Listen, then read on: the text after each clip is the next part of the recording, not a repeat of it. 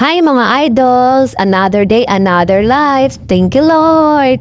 So, umabot na yung yate na hinulat namin na magsundot sa aming mga idols. No, nandyan na siya. Oh, medyo nahadlok-hadlok pa ako kay parang mabaling tuwang man ito. Oy, parang hindi man ito mapabalance. Tingnan niyo mga idols, medyo nahadlok-hadlok talaga ako pa.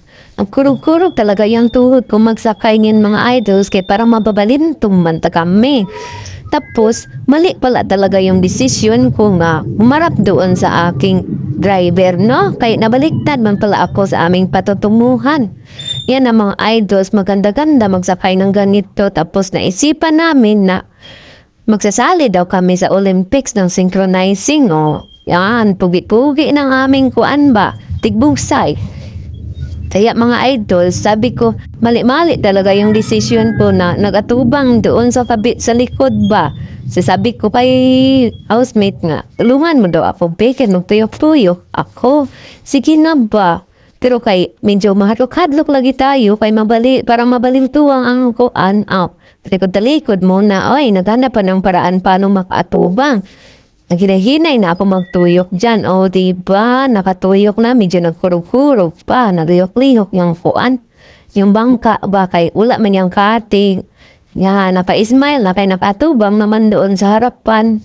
Pero kanina, medyo tapatakot pa ba? Kay baka mabalin itong sasakyan. O. Nandito pala kaming sa Thailand. Ay este, papunta ng Mangle pala ito. Oy, yan mga idols, marami diyang parang ginagawa daw nata di koko. Masarap daw yung kainin, pero kay hindi man tayo marunong kao. Dadaanan lang natin yan, oy. Yan, mga nipa man yan. Parang nipa, ewan ko kung ano yan. Kaya first time ko pa man nakapunta dito. Pero itong pagsakay talaga ng yate natin ba? First time ko din magsakay ng yate na ganito. Yung walang fatigue ba? Medyo natapagtapot pa ako, pero kay laagad man tayo. Oh, ating itong isusorbite boy, tapos may nasugata kami dyan. Yung nasugata namin, sugata lang yan. Tanong, mga baguhan ito ba? Mukhang magaganda ito. Charis. Yan mga idols, malapit na kaming maabot sa aming dudungguan, no? Magpa-parking kami doon sa unahan.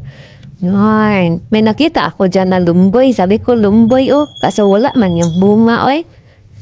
Kaya, nagdiretso na lang kami, malapit na kami magdudunggo. Magdudunggo kami dyan sa unahan, kaya medyo taog-taog pa man ngayon. Kaya dunggo-dunggo na, ayan na. Tignan yung mga idols, kaya maganda talaga yung ano dito.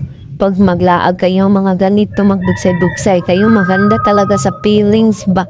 Pero, mag-ingat-ingat lang, kaya kung di kayo marunong, mabalintong talaga yung yate nyo. Oy!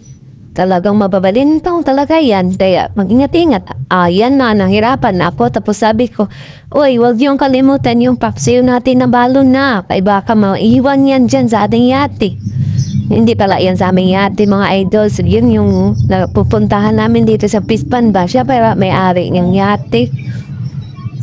Yung mga idols, nagbaba na ako. Medyo nahadlok pa ako kasi madulas ba. Ang tanlog-tanlog yung kuan kaya tao-tao man ang yan, mga kawan yun mga idols. Tingnan yung mga mangroves yan dyan, marami diyang tuway. Manunuway daw kami mamaya o mangunguha kami ng banisil.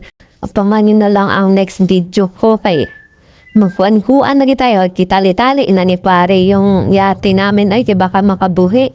Yan na sila papunta na kami doon sa fish pond. Yung anak ko at saka ang housemate ko ay dinilin ako kaya matanda na daw ako, marunong na daw ako magtabok-tabok. Latay-latay ba niya? Dalog-danlog yung gilaga nila na latayan dyan, no? Medyo nadugayan ako kay madanlog man yung sinilas ko. Medyo danlog-danlog itong sinilas ko kasi wala na itong spike. Luma-luma naman pero matibay pa ito kay Spartan man nito. Yan ang mga idols, nakatabok na ako at nakita ko na yung fish pan namin. Fish pan pala nila.